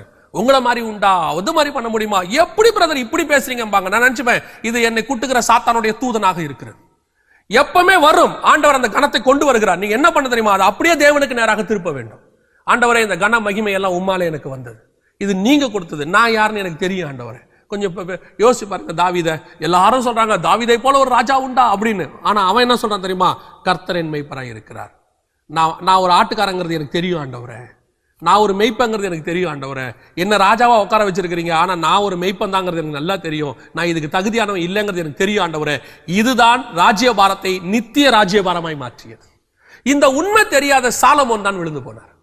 அவருக்கு அதே கன மகிமைய ஷேபாதர்ஸ் ராஜஸ்திரி எல்லாரும் கொண்டு வந்த உடனே, அந்த ஞானத்துக்கு அவருக்கு அந்த புகழ்ச்சி வந்தோடனே அவர் விழுந்து போனார். ரொம்ப கேர்ஃபுல்லா இருந்துக்கணும். சோதனை வரும், அப்ரஷன், டிப்ரெஷன், பொசஷன் வரும். மூன்றாவது பொசஷன். இப்ப தாவீதை ஏவினான். ஆனா பாருங்க, யூதாஸ் காரியத்தை சொல்லும்போது அவன் சாத்தான் அவனுக்குள்ளே புகுந்தான் இருக்கும். லூக்கா எழுதின சுவிசேஷம் 22ஆம் அதிகாரம் 3வது வசனம். அப்பொழுது 12 ஒருவனாகிய ஸ்காரியோத் என்னும் மறுபேர் கொண்ட யூதாசுக்குள் சாத்தான் புகுந்தான். நல்லா கவனிச்சுக்கொள்ளுங்க, சாத்தான் எப்ப புகுறான் பாருங்க. யூதாசுக்கு திடீர்னு சாத்தான் உள்ள புகுந்துடல. அந்த 3 வருஷம் யூதாஸோட அவன் பேசி பேசி இயேசுவை காட்டி கொடுக்கறதுக்கு எல்லா வேலையும் செஞ்சு கடைசியா அவன் தைரியமா ஒரு தீர்மானம் எடுக்கிறான், இன்னைக்கு நைட்டு இயேசுவை காட்டி கொடுக்கிறேன் அப்படின்னு. வேதம் சொல்லுகிறது, சாத்தான் உள்ளே புகுந்தான். சாத்தான் ஒரே நாள்ல உங்களுக்குள்ள புகுறாது, தெரியுமா உங்களுக்கு? சாத்தான் ஒரே நாள்ல வீட்டுக்குள்ள புகுறாது. உங்க வீட்டுக்குள்ள இடம் இருந்தா மட்டும்தான் அது புகுரும். நீங்க அதுக்கு எவ்வளவுக்கு எவ்வளவு இடம் கொடுக்குறீங்களோ அவ்வளவுக்கு உங்க வீட்டுக்குள்ள வரும். முதல்ல அப்ரஷன், அடுத்து டிப்ரெஷன், கடைசியா தான் சாத்தான் உள்ளே புகுந்தான். இதுதான் சாத்தான் உள்ளே வரக்கூடிய ப்ரொசீஜர். அப்படியானால் இந்த சாத்தானுக்கு சிலர் சொல்லுவார்கள், அப்படின்னா சாத்தான் என் இருதயத்தில் இருக்கிறதெல்லாம் நினைச்சு, நான் சிலர்கிட்ட கேள்விப்பட்டிருக்கிறேன், ஜோசியம் பார்க்க போனேன், ஜோசியக்காரர் அப்படியே புட்டு வச்சாரு எல்லாத்தையும், அது உள்ளபடி அப்படியே சொன்னாரு. சிலர் சொல்லுவாங்க, சாத்தானுக்கு எல்லாம் தெரியும், என்னை பத்தின விஷயத்தை அப்படியே சொல்லுது. நான் உங்களுக்கு நன்றாய் சொல்லுகிறேன், நன்றாய் கவனித்துக் கொள்ளுங்கள். சாத்தானுக்கு எதிர்காலத்தை குறித்து தெரியவே தெரியாது. இன்னும் சொல்ல போனால், உங்களுக்கும் எனக்கும் கர்த்தர் நியமித்து வைத்தது பிசாசுக்கு தெரியவே தெரியாது. கொஞ்சம் யோசிச்சு பாருங்க. இயேசு பிறப்பாருன்றது அவனுக்கு தெரியும், ஆனா யாரு இயேசுங்கிறத அவனால கண்டுபிடிக்க முடியல கடைசி வரைக்கும். முதற் பேரான குமாரனை மோசேல இருந்து கொலை பண்றான். எந்த இடத்துல இயேசு பிறப்பாரு, எங்க ரட்சகர் பிறப்பாருன்னு அவருக்கு தெரியவே இல்லை. கடைசியா இயேசு பெத்லகேம்ல பிறந்ததும் அவனால கண்டுபிடிக்க முடியல. ஏரோதை வச்சு கொலை பண்றான். யாரு பிள்ளைன்னு தெரியல. 1.5 வயசுக்கு உட்பட்ட எல்லா பிள்ளையும். நல்லா தெரிஞ்சுக்கொள்ளுங்க, சாத்தானுக்கு ஆண்டவர் ஒரு லிமிட் வச்சிருக்கிறார். முதல்ல இன்னொரு விஷயத்தையும் நான் உங்களுக்கு சொல்றேன். சாத்தான் யாருக்கு ஈக்குவல் தெரியுமா? சிலர் சொல்லுவாங்க, தேவனுக்கு ஈக்குவலா சாத்தானை கொண்டு வருவாங்க. தேவனா வந்து ஆண்டவருக்கு ஈக்குவலா சாத்தான் நிப்பாரு, இது எங்க கடவுள் இது அவங்க கடவுள் இல்லைங்க. சாத்தான் வந்து தேவனுக்கு ஈக்குவலே கிடையாது. சாத்தான் யாருக்கு ஈக்குவல் தெரியுமா? தூதனுக்கு தான் ஈக்குவல். அவன் தள்ளப்பட்ட தூதன். அவன் ஒரு ஏஞ்சல், ஆண்டவர்கிட்ட இருந்த ஒரு தூதன். அப்ப அவனுக்கு யாருக்கு ஈக்குவல் தெரியுமா? அவன் இன்னொரு ஏஞ்சலுக்கு தான் ஈக்குவல். தேவன் தான் ஹெட். அவனுக்கு விரோதமா அவன் போவே முடியாது. அவர்கிட்ட போய் கையை கட்டி தான் நிக்கணும். தேவ புத்திரர்கள் மத்தியில வந்து நின்றான்னு யோபு 1ஆம் அதிகாரம் சொல்லுகிறது. அவன் வந்து தேவனுக்கு விரோதமா நிக்கவே முடியாது. எழும்பி நின்று நீங்களா நானா வாங்க 2 பேரும் வில்ல எடுத்து சண்டை போடலாம், அதெல்லாம் கிடையவே கிடையாது. ஆண்டவர் ஃபிராக்ஷன் ஆஃப் தி செகண்ட்ல ஊதி தள்ளிடுவார் அவனை. அவன் யார் தெரியுமா? ஒரு தேவ தூதனுக்கு ஈக்குவலா நிப்பான். அதனாலதான் பாருங்க, தானியேல் புஸ்தகம் 10ஆம் அதிகாரமா இருக்கட்டும், யூதாவின் புஸ்தகமாக இருக்கட்டும், எங்கெங்கெல்லாம் பிசாசு வருதோ அங்கெங்கெல்லாம் இவன் தான் வருவான், மிகாவேல் தான் வருவான். பிசாசு என்னை எதிர்த்து நின்றான். 10ஆம் அதிகாரம் 13ஆம் வசனம் தானியேல் புஸ்தகத்தை நீங்க வாசிச்சீங்கன்னா, தானியேல் 21 நாள் ஜெபம் பண்றாரு, அவருக்கு பதிலுக்காக காத்திருக்கிறாரு. பதில் கொண்டு வர தூதன் சொல்றான், பெர்சியா தேசத்து அதிபதி என்னை எதிர்த்து நின்றான் அப்படின்னு இருக்கு. உடனே எனக்கு உதவி செய்யும்படி பிரதான அதிபதியில் ஒருவர் மிகாவேல் வந்தான். அப்படின்னா என்ன அர்த்தம்? நல்லா கவனிச்சு கொள்ளுங்க. பிசாசு தடுக்கும் போது யுத்தம் பண்ண வர்றது யாரு? மிகாவேல் தான் வர்றான். யூதாவின் புஸ்தகத்துல மோசேயின் சரீரத்தை குறித்து தர்க்கம் வருது. அப்ப வந்து அவன் கேட்கிறான் சரீரம் எங்க? அப்ப அவன்கிட்ட பேசுறது யாரு? மிகாவேல் தான் வந்தான். 12ஆம் அதிகாரத்துல யுத்தம் வானத்துல உண்டாயிற்று. சாத்தானும் அவனுடைய சேர்ந்த தூதர்களும் யுத்தம் பண்ணினார்கள். யாரோட பண்ணாங்க? மிகாவேலோடு கூட யுத்தம் பண்ணினார்கள். 20ஆம் அதிகாரத்துல சாத்தான சங்கிலியில கட்டி பாதாளத்துல ஆண்டவர் போறார். யார் போட்டது? பிரதான அதிபதியில் ஒருவன் வந்து போட்டான். இயேசு இல்ல, தேவன் இல்ல. ஏன் தெரியுமா? அவன் கீழே இருக்கிற ஒரு வேலைக்காரங்க. அவருக்கு சர்வெண்ட் ஆஃப், ஒரு காலத்துல அவருக்கு கீழே வேலை செஞ்சிட்டு இருந்தவன். வேலைக்காரங்கிட்ட இறங்கி நம்ம பேச முடியாது. இனி கூட பாருங்க, சில நேரங்கள்ல வந்து அரசியல் தலைவர்கள் இருக்கிறாங்க, எதிர்கட்சியில இருந்து ஏதாவது ஒரு சின்ன ஆள் எவனா ஒருத்தன் ஏதாவது ஒரு பேசுவான், அவனுக்கு இந்த மேல இருக்கிற ஒரு பதில் கொடுக்க மாட்டார். பாத்திருக்கீங்களா? பதில் கொடுத்தா ஈக்குவல் ஆயிருவார். அவனுக்கு அவன் ஈக்குவல் பண்ணவே கூடாது. நாம தேவன் வந்து வேற, அவர் மேல, அவருக்கு அவர் தான் தலையாக இருக்கிறார். இவங்க 2 பேரும் கீழே, பிரதான அதிபதியும் சாத்தானும் தான் ஈக்குவல். இதை நம்ம நல்லா புரிஞ்சுக்கொள்ளணும் முதல்ல. இன்னொன்னு இந்த சொல்லும் போது எனக்கு நல்லா தெரிஞ்சுக்கொள்ளுங்க, தேவனுக்கு சாத்தான் ஈக்குவல் கிடையாது. அப்ப நாம யார் தெரியுமா? வேதம் சொல்லுகிறது 3ஆம் அதிகாரத்துல யோவான் சுவிசேஷத்துல, ஏற்றுக்கொண்டவர் எத்தனை பேரோ அத்தனை பேரும் பிள்ளைகளாகும்படிக்கு அதிகாரம் கொடுத்தார். இப்ப நீங்க நான் யாரு? தேவனுடைய பிள்ளை. அவன் யாரு? தேவனுடைய வேலைக்காரன். அப்ப தேவனுக்கு நம்ம பிள்ளை, அப்பாவுடைய வேலைக்காரன் நமக்கு வேலைக்காரன். அதை நமக்கு முதல்ல மைண்ட்ல வரணும். சாத்தான் எனக்கு ஈக்குவல், சாத்தான் அப்படி பண்ணுது, சாத்தான் இப்படி பண்ணுது, ஒரு மண்ணு பண்ண முடியாது. சாத்தான் யார் தெரியுமா? தேவனுக்கு வேலைக்காரன், நமக்கு வேலைக்காரன். வேலைக்காரன் இடத்துல தான் நீங்க சாத்தானை வைக்கணும். முதல்ல இந்த சத்தியம் உங்களுக்கு தெரியணும். இந்த சத்தியம் தெரியாம பிசாசுக்கு ஹைப் கொடுக்கிறோம். பிசாசு அப்படி பண்ணுது, பிசாசு ஒண்ணும் பண்ண முடியாது தேவனுடைய பர்மிஷன் இல்லாம. நாம தேவன் கூட ஒழுக்கமா கரெக்டா தேவ சொல்லுகிறபடி வசனத்தின்படி வாழ்வோமானால் பிசாசு நம்மளை ஒன்றும் செய்ய முடியாது. அவ்வளவுதான். இதான் உண்மை, இதான் சத்தியம். இன்னொன்னு நல்லா தெரிஞ்சுக்கொள்ளுங்க, இந்த பிசாசு வரும்பொழுது, சோதிக்கும் பொழுது நல்லா கவனிச்சு பாருங்க. அந்த இடத்துல தானியேல் புஸ்தகம் 10ஆம் அதிகாரமா இருக்கட்டும், 28ஆம் அதிகாரம் எசேக்கியேல் புஸ்தகமா இருக்கட்டும், நீங்க இன்னும் ஒரு விஷயம் அந்த வசனத்தை வாசிங்களே, நம்ம அந்த வசனத்தை கேளுங்களேன். 28ஆம் அதிகாரம் எசேக்கியேல் புஸ்தகம் 12வது வசனத்தை வாசிங்க. மனுபுத்திரனே, நீ தீரு ராஜாவை குறித்து புலம்பி அவனை நோக்கி, கர்த்தராகிய ஆண்டவர் உரைக்கிறது என்னவென்றால், நீ விசித்திரமாய் செய்யப்பட்ட முத்திரை மோதிரம், நீ ஞானத்தால் நிறைந்தவன், பூரண அழகுள்ளவன், நீ தேவனுடைய தோட்டமாகி ஏதேனில் இருந்தவன், பத்மராகம், புஷ்பராகம், வைரம், படிகப்பச்சை, கோமேதகம், யஸ்பி, இந்திரநீலம், மரகதம், மாணிக்கம் முதலான சகலவித ரத்தினங்களும் பொன்னும் உன்னை மூடிக்கொண்டிருக்கிறது. இந்த இடத்துல 12வது வசனத்துல ஆரம்பிக்கிறது என்னவோ தீருராஜாவை குறித்து தான் ஆரம்பிக்குது. ஆனா பேசுறது என்னவோ பிசாசை பத்தி பேசுது. அப்படின்னா என்ன அர்த்தம்? அந்த வசனம் என்ன சொல்ல விரும்புது? நல்லா கவனிச்சுக்கிட்டீங்கன்னா, பிசாசு எப்பவுமே நேரடியா வரவே மாட்டான் மனுஷங்கிட்ட. அவன் யாராவது ஒருத்தருக்குள்ளதான் வருவான். நான் உங்களுக்கு இன்னும் கொஞ்சம் விளக்கமா சொல்றேன். ஏதேனுக்குள்ள பிசாசு உள்ள வந்துச்சு இல்ல, உள்ள வந்த பிசாசு ஏவாள்கிட்ட நேரா வந்து பேச வேண்டியதானே. அது யாருக்குள்ள வந்துச்சு? சர்ப்பத்துக்குள்ளே வந்தது. சர்ப்பமானது சகல மிருகங்களை பார்க்கிலும் தந்திரம் உள்ளதா இருந்தபடியினாலே அது உள்ள அது வந்துச்சு. ஏன் நேரா வந்து ஏவாள்கிட்ட பேச வேண்டியதானே? நல்லா கவனிச்சுக்கொள்ளுங்க. ஆண்டவர் ஏதனை அழகாய் உண்டாக்கி விட்டார், எல்லாம் நல்லது என்று கண்டார். ஆனா இவனை எப்படி வச்சிருக்கிறாரு? கருப்பா இருக்கிறார்.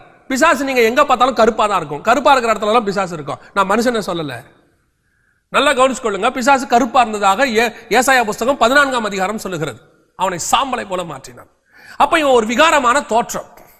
இந்த விகாரமான தோற்றத்தோடு கூட நேரடியாக யாரிடத்துல வர முடியாது?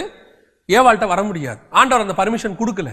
அப்ப இவன் என்ன செய்யறான், யாராவது ஒருத்தருக்குள்ள இருந்தாலும், ஏன்னா அவன் பார்த்தது எல்லாம் நல்லது, இது ஒரு விகாரமான தோற்றம், இதை நேரடியா பார்த்து பேச முடியாது. அப்ப என்ன செய்யறான், அவன் யாருக்குள்ளே வருகிறான், சர்பத்துக்குள்ளே வருகிறான். 28ஆம் அதிகாரத்தில் யாருக்குள்ளே வருகிறான், தீரு ராஜாக்குள்ளே வருகிறான். 10ஆம் அதிகாரம் தானியேல் புஸ்தகம் 13வது வசனத்துல, பெர்ஷியா ராஜ்யத்தின் அதிபதி 21 நாள் மட்டும் என்னோடு எதிர்த்து நின்றான். கொஞ்சம் யோசிச்சு பாருங்க, ஒரு உலகத்தின் பெர்ஷியா தேசத்து அதிபதி வானத்திலிருந்து தூதன் மெசேஜ் கொண்டு வரான், அவனை எதுக்க முடியுமா, அவனை எதிர்த்து நிக்க முடியுமா? அப்படின்னா என்ன அர்த்தம், பெர்ஷியா தேசத்து அதிபதிக்குள்ள யாரு இருந்தது, பிசாசு உள்ள இருக்குது, அது எதுக்குது. அப்ப பிசாசு எதிர்த்த உடனே அப்ப அங்க தூது கொண்டு வர, மெசேஜ் கொண்டு வர அந்த தூதனுக்கு ஹெல்ப் பண்றதுக்கு யார் வரா, மிகாவேல் வராப்ல, அவன் வந்து சண்டை போடுறாப்ல. அப்படின்னா என்ன அர்த்தம், பிசாசு எப்பவும் நேரடியா வராது. அதை நல்ல மனசுல புரிஞ்சுக்கொள்ளுங்க. இன்னைக்கு நிறைய ஆவிக்குரியவர்கள், நிறைய கிறிஸ்தவர்களுக்கே ஒரு காரியம் இருக்கிறது, என்ன தெரியுமா, கருப்பா ஒரு உருவத்தை பார்த்தேன், தங்கு டங்குன்னு சத்தம் கேட்டுச்சு, ஒரு மாதிரி கொலுசு சத்தம் கேட்டுச்சு. பிசாசு எந்த கடையில போய் கொலுசு வாங்கி போட்டு வந்து, சிலர் சொல்லுவாங்க, இன்னைக்கு நிறைய பேர் சொல்லுவாங்க, ஒயிட் அண்ட் ஒயிட்ல பார்த்தேன், அப்படியே ஒரு மல்லிகை பூ வாசனை வந்துச்சு, எந்த கடையில போய் பூ வாங்குச்சு அது. இதெல்லாம் எதை குறிக்க தெரியுமா, நம்முடைய மன பிரம்ம சின்ன வயசுல ஊத்திட்டாங்க மைண்ட்ல, பிசாசு இப்படி இருக்கும், பிசாசு அப்படி இருக்கும், தலைவிரி கோலமா வந்திருக்குது. ஏன் அதுக்கு முடிச்சு போட்டு வரது கூட நேரம் இல்லையா, அவ்வளவு பிஸியா? நல்ல வசனத்துல நல்லா கவனிச்சு கொள்ளுங்க, பிசாசு ஆம்பளை பொம்பளை இல்ல, அவன்னு தான் சொல்லப்பட்டிருக்கு. அவன் ஆணும் இல்லை பெண்ணும் இல்லை, தூதனுடைய உருவம், ஆணும் இல்லை. நல்லா கவனிச்சுங்க, ஆம்பளைன்னு சொன்ன உடனே ஜெகன் வந்து பிசாசு ஆம்பளைன்னு சொல்லிட்டாரு வெளியே போய் சொல்லாதீங்க. அவன் ஆணும் இல்லை பெண்ணும் இல்லை, அது வித்தியாசமான உருவம் அது. ஆனா நமக்கு பிசாசு எல்லாம் என்ன பண்ணி வச்சிருக்கான் தெரியுமா, ஒரு பெண் ரூபத்திலே காட்டியிருக்கிறான். நான் நினைக்கிறேன் பெண்ணால எவனோ பாதிக்கப்பட்டவன் தான் பிசாசு உருவாக்கி இருக்கிறான் உருவத்தை. கவனிச்சு கொள்ளுங்க, பிசாசு வெள்ளை வெள்ளையை போட்டுக்கிட்டு கொலுசு போட்டுக்கிட்டு மல்லிகை பூ வச்சுட்டு அதெல்லாம் கிடையாது. வேதம் சொல்லுகிறது, அவன் யாராவது ஒருத்தருக்குள்ளே தான் வருவான். இன்னைக்கும் பாருங்க, நம்ம பிசாசு விரட்டுறோம், விரட்டுறதை யாராவது டைரக்டா விரட்டி இருக்காங்களா, யாரையாவது தலையில கை வச்சா அதுக்குள்ள இருந்து ஓடுது. அப்படின்னா என்ன அர்த்தம், பிசாசு யாருக்குள்ளேயும் இருக்குது. இருக்கிற பிசாசு கை வைக்கும் போது சொல்லுது, நான் இன்னார் வந்திருக்கிறேன். இந்த நேரத்தில் நான் இன்னொன்னையும் உங்களுக்கு எக்ஸ்பிளைன் பண்ண விரும்புகிறேன். சிலர் சொல்லுவாங்க, செத்து போன தாத்தா பாட்டி வந்தாங்க, அவங்க வந்து சொன்னாங்க, அந்த உள்ளுக்குள்ள இருக்கிற ஆளுக்குள்ள இருந்து பிசாசு பேசும், நான் இந்த தாத்தாவோட பேசுறேன், இந்த பாட்டி பேசுறேன். அப்ப அவங்க சொல்லுவாங்க, எங்க தாத்தா பாட்டி எல்லாம் வந்தாங்க. அப்படி வர முடியுமா, வர முடியாது. மனிதன் ஒரே தரம் மரிப்பதும் பின்னர் நியாயத்தீர்ப்படைப்பதும். அவன் வந்தான், செத்து போனா மனுஷன் நேரா பாதாளம், இயேசுவை ஏற்றுக்கொண்டு செத்து போனா பரதீசி, அவ்வளவுதான். இந்த 2 இடம் தான். அப்ப பிசாசு திரும்பி வருமா, அந்த செத்து போன தாத்தா பாட்டி திரும்பி வருவாங்களா, செத்து போன அந்த குழந்தை திரும்பி வருமா, அந்த ஆவி வந்து அலக்களிக்குமா, அந்த ஆவி வந்து அமைதி இல்லாம சாந்தி இல்லாம சுத்திக்கிட்டே இருக்குது. அத்தனையும் கதை, பைபிள் படி கிடையவே கிடையாது. அப்போ வந்து சொல்லுச்சே, எங்க தாத்தா மாதிரியே பேசுச்சே. நான் இந்த இடத்துல இன்னொரு சம்பவத்தை உங்களுக்கு சொல்ல விரும்புகிறேன். ஒரு ஞானதிஷ்டிக்காரர்கிட்ட குறி சொல்லுகிற பொம்பளை கிட்ட சவுல் போறாரு. சவுல் போன உடனே அந்த இடத்துல சாமுவேல்கிட்ட பேசணும்னு சொல்றாரு. அப்போ சாமுவேல் மேலே ஏறி வந்தாருன்னு இருக்கு. வந்த உடனே இன்னைக்கு நிறைய ஊழியக்காரங்க கூட எப்படி போதிக்கிறாங்க தெரியுமா, சாமுவேல் வந்து அந்த இடத்துல பேசினாரு, பேசி சவுலோட பேசினாரு, என்ன ஏன் வர சொன்னேன்னு கேட்டாரு. கேட்ட உடனே சவுல் கேட்ட உடனே அவர் சொன்னாரு, சாமுவேல் நாளைக்கு நீ என்னோடு கூட இருப்பாயின்ட்டு போயிட்டாரு. வந்தது சாமுவேலா? முதல்ல அதை புரிஞ்சு கொள்ளுங்க. ஒரு ஞானதிஷ்டிக்கார பெண் கூப்பிட்டா ஒரு பரிசுத்தவான் மேல் பாதாளத்திலிருந்து ஏறி வர முடியுமா? சரி, 2 வசனத்தில் உங்களுக்கு நான் அதை உறுதிப்படுத்துகிறேன். சவுல் வந்து சாமுவேல்கிட்ட அந்த தப்பு பண்ண உடனே அவர் அந்த வஸ்திரத்தை பிடிச்சி இழுக்கிறாரு. இழுத்த உடனே வேதம் சொல்லுகிறது, அந்த வஸ்திரம் 2ஆ கிழிந்தவுடன் சாமுவேல் சொல்றாரு, உன்னுடைய ராஜ்யபாரத்தை கர்த்தர் கிழித்து போட்டார், உன்னை விட மேன்மையான உன்னுடைய தோழனுக்கு அதை கொடுத்தார். சொல்லிட்டு அடுத்த வசனம் என்ன சொல்ல தெரியுமா, சவுல் மரணம் அடையும் மட்டும் சாமுவேலை பார்க்கவில்லை. சவுல் சாவர வரைக்கும் யாரை பார்க்கலையா, சாமுவேலை பார்க்கவே இல்லை. அப்ப இந்த இடத்துல சவுல் பார்த்தது யார? 2வது அந்த சாமுவேல்னு வந்த அந்த ஆவி பேசுற வார்த்தையை கேளுங்க. அது என்ன சொல்லுது, நாளைக்கு இந்நேரம் நீ என்னோடு கூட இருப்பாய். அப்படின்னா என்ன அர்த்தம், சாமுவேல் இருக்கிற இடத்துக்கு சவுல் போவாரா? சவுல் எப்படி செத்தாரு, சூசைட் பண்ணி செத்தாரு. அவர் அந்த இதுல அந்த வாள் மேல அவரா விழுந்து என்ன செஞ்சாரு, செத்தாரு. சூசைட் பண்ணி செத்தவனும் செத்து போன பரிசுத்தவனும் ஒரே இடத்துல இருப்பாங்களா? நல்லா புரிஞ்சு கொள்ளுங்க. சூசைட் பண்ணவன் பரிசுத்தவனா இருந்தாலும் சரி, துன்மார்க்கனா இருந்தாலும் சரி, நரகம் தான், பாதாளம் தான் அவனுக்கு.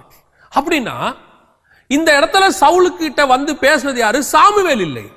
சாமுவேல் வேஷம் தரித்த, அதான் பைபிள் சொல்லுது, ஒளியின் வேஷம் தரித்த ஆவிகள். நாம் ஒளியின் பிள்ளைகள். அந்த வேஷம் தரிச்சிட்டு பிசாசு வரும், வந்து பேசும். என்ன சொல்லும், நான் இன்னார் வந்திருக்கிறேன், அந்த எனக்கு படையலை போடுங்க, எனக்கு சாப்பாடை போடுங்க, அதை போடுங்க. பிசாசு உங்க வீட்டுல நிரந்தரமா தங்கறதுக்கு அது பண்ற வேலை.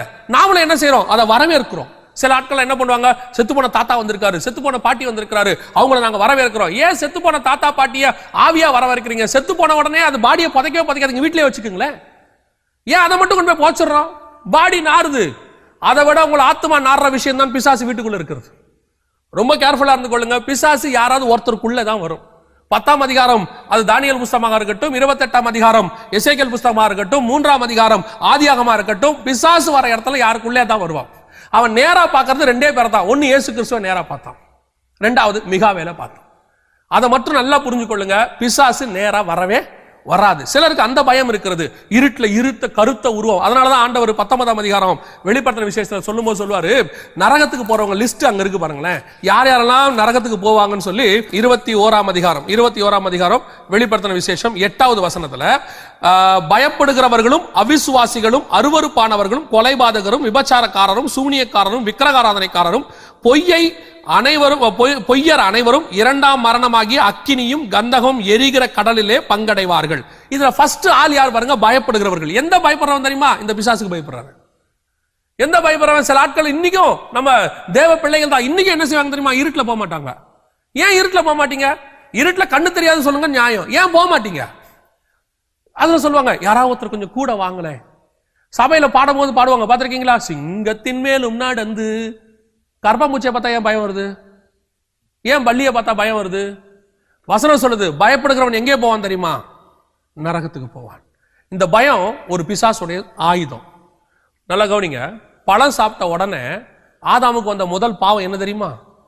நிர்வாணம் இல்லை. அவன் கண்கள் திறக்கப்பட்டது, அவன் நிர்வாணம் இல்லை. அவன் செஞ்சது முதல் பாவம் என்ன தெரியுமா? தேவனுடைய சத்தத்துக்கு பயந்து. இந்த பயம்தான் பிசாசுடைய மிக முக்கியமான ஆயுதம். இன்னைக்கு நான் சொல்லுவேன், நிறைய புறஜாதியார் அவர்கள் வழிபாடை விட்டு வர்றதுக்கு பயப்படுறது தான் காரணம் தெரியுமா? அவங்க கடவுளை அவங்க தேடுறதுக்கு காரணம் பயம். தெய்வம் இப்படி பண்ணிரும், தெய்வம் கண்ணை குத்திரும், தெய்வம் அடிச்சிடும், தெய்வம் சோதிச்சிரும், அவங்க பயப்படுறாங்க. ஆனா நம்ம ஆண்டவர் அப்படிப்பட்ட ஆண்டவர் இல்லைங்க. பயந்து நம்ம ஆண்டவர்கிட்ட இல்ல, நாம் நேசித்து ஆண்டவர்கிட்ட இருக்கிறோம். ஏன் தெரியுமா? நம்ம ஆண்டவர்கிட்ட அன்பு இருக்குது, அதனால நாம அவரை நேசிச்சிருக்கிறோம். பிசாசு கிட்ட அன்பு இல்ல, பயம் தான் இருக்கிறது. இந்த பயம் நம்மை விட்டு முதல்ல போகணும். இந்த பிசாசுடைய சோதனையில மிக முக்கியமான ஒரு விஷயம் பயம்.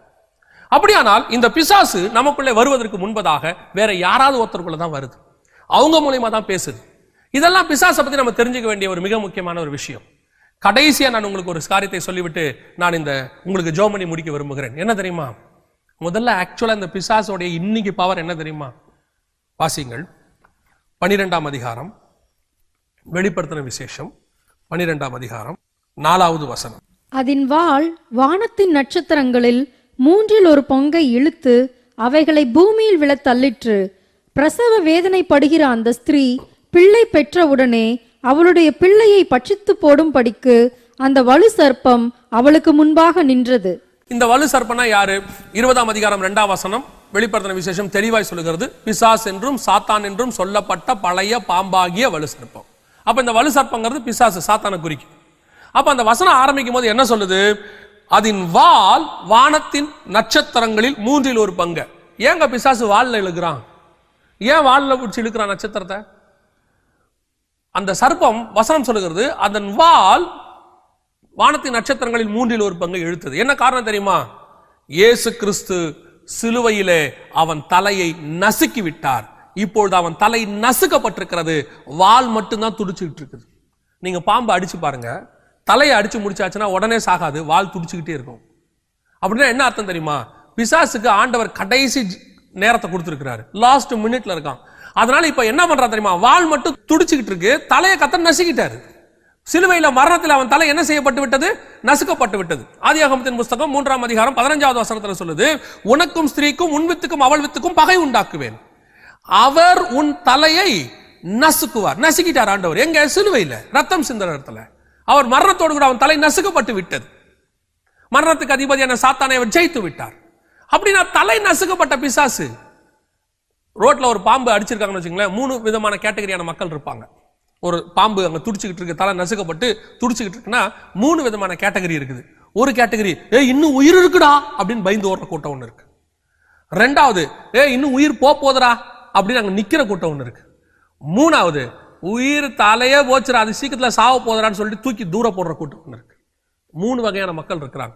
ஒரே பாம்பு தான், தலை நசுக்கப்பட்டு தான், துடிச்சுக்கிட்டு தான் இருக்கு. ஆனா அங்க 3 கேட்டகரி மக்கள் நிப்பாங்க. அந்த 3 கேட்டகரி மக்கள் தான் இன்னைக்கு திருச்சபையில் இருக்கிறாங்க. ஒன்று, தலை நசுக்கப்பட்ட பிசாசை பார்த்தா ஐயோ இன்னும் உயிர் இருக்கு பிசாசுக்குன்னு பயப்புற கூட்டம் ஒன்று இருக்கு. 2, தலை நசுக்கப்பட்டாச்சு, இனி அது ஒன்றும் செய்யாது, உயிர் மட்டும் இருக்குது அப்படின்னு உண்மை தெரிஞ்சு நிக்கிற கூட்டம் ஒன்று இருக்கு. 3வது ஒரு கூட்டம் இருக்கு. அது என்ன தெரியுமா? தலை நசுக்கப்பட்ட பிசாசு, இது இனி உயிருக்கு, அதனால வச்சு ஒரு பிரயோஜனம் இல்லைன்னு அவனை தூக்கி போட்டு வேலை பார்க்குற கூட்டம் ஒன்று இருக்கு. இல்லை நீங்க எந்த கூட்டத்தில் இருக்க போறீங்க? நல்ல பாம்புக்கு எப்பவுமே விஷம் வாயில தாங்க, பாம்புக்கு விஷம் பல்லுல தான். தலை நசுக்கிட்டாரு என்ன அர்த்தம் தெரியுமா? இனி அதோடைய விஷம் உங்களுக்குள்ள வராதுன்னு அர்த்தம். அது உங்களை இனி கடிக்க முடியாதுன்னு அர்த்தம். தலையை கத்த நசுக்கிட்டாரு, அது ஏன் தெரியுமா? வாழை மட்டும் விட்டு வச்சிருக்கிறாரு, நீங்களும் நானும் நசுக்குவதற்கு. அதுக்கு தான் ஆண்டவர் அதை விட்டு வச்சிருக்கிறாரு. நீங்களும் என்ன பண்றோம்? நசுக்கிறோமா இல்ல பயந்து ஓடுறோமா?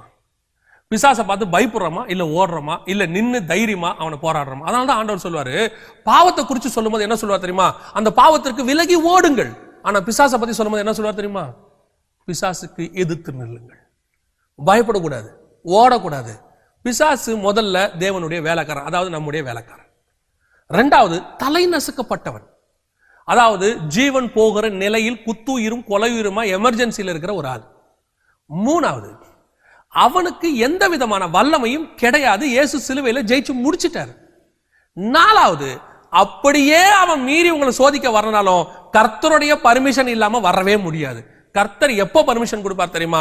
உனக்குள்ள கர்த்தருக்கு பிரியமில்லாத காரியங்கள் ஏதாகிலும் இருந்தால் அதை உன்னை விட்டு நீக்கும்படி அவனை பர்மிஷன் கொடுப்பார். சில நேரத்தில் பிள்ளையை கொண்டு போய் டீச்சர்கிட்ட சொல்லுவாங்க. நம்ம என்ன சொல்லுவாங்க தெரியுமா? என் பிள்ளை இந்த மாதிரி அடங்க மாட்டேங்குது, பெரம்புல 2 போட்டு அவனை சரி பண்ணுங்க. சில நேரத்தில் வியாதி இருந்தால் டாக்டர்கிட்ட போய் சொல்லுவோம், இந்த வியாதி இருக்கு, அதை கியூர் பண்ணி கொடுங்க. அந்த கியூர் பண்றாள் தான் அவனை வந்து வானா வருவான். அந்த சோதனை வரும்போது நாம என்ன செய்வோம்? ஆண்டவரே அப்படின்னு ஓடின உடனே ஆண்டவர் சொல்லுவாரு, உன்னை கியூர் பண்றேன், எப்ப நீ போயிரு, அவன் சரியாயிட்டான். அந்த ஆள் தான் அவன். எப்போ வரைக்கும் பிசாசை வச்சிருக்காரு பாருங்க. 1000 வருஷ அரசாட்சி வருது. 1000 வருஷ அரசாட்சியிலையும் பிசாசு அவர் தூக்கி நரகத்தை தள்ள பாதாளத்துல கட்டி வைத்தார்னு இருக்கு வசனம் சொல்றது. அதுக்கு பிறகு அவன் சில காலம் கட்டவிழ்க்கப்பட்டான். நான் ஆரம்பத்திலே சொன்னேன், அவன் திருப்பி கொஞ்ச நாள் கழிச்சு வருவான். எதனால திருப்பி? அதான் 1000 வருஷ அரசாட்சியே வந்துருச்சே. இயேசு கிறிஸ்து 1000 வருஷ அரசாட்சியில வந்த பிறகு எதுக்கு பிசாசை திருப்பி கட்டவிழ்க்கிறாங்க? அந்த 20ஆம் அதிகாரம் வெளிப்படுத்தின விசேஷத்தில் நீங்கள் வாசிக்கும் பொழுது, 20ஆம் அதிகாரம் வெளிப்படுத்தின விசேஷம் 20ஆம் அதிகாரம் 2-3 வசனம், பிசாஸ் என்றும் சாத்தான் என்றும் சொல்லப்பட்ட பழைய பாம்பாகிய வலு சர்ப்பத்தை அவன் பிடித்து அதை 1000 வருஷம் அளவும் கட்டி வைத்து அந்த 1000 வருஷம் நிறைவேறும் வருகிறதுக்கும் அது ஜனங்களை மோசம் போக்காதபடிக்கு அதை பாதாளத்தில் தள்ளி அடைத்து அதன் மேல் முத்திரை போட்டான். அதற்கு பின்பு அது கொஞ்ச காலம் விடுதலையாக வேண்டும். எதுக்கு விடுதலையாக்குறாரு? ஏன் வரான் திருப்பி? இந்த 1000 வருஷ அரசாட்சியில பலிகை பெறுகிற ஜனங்களுக்கு இன்னொரு சோதனை இருக்குது. அப்படின்னா பரலோகத்துக்கு போறவன் எப்படிப்பட்டவனா இருக்கணுமா? Highly purified. பரலோகத்துக்கு போறவங்க எப்படி இருக்கணும்? 100% பியூரிஃபைட். ஆண்டவர் விரும்புற ஹோலினஸ் உனக்கிட்ட வர வரைக்கும் இந்த பிசாசின் சோதனை இருக்கத்தான் செய்யும். நீ பிசாசின் சோதனை வரக்கூடாதுன்னா நீ வேத வசனத்தின்படி உன் வாழ்க்கையை அமைச்சு கொள்ளணும்னு அர்த்தம்.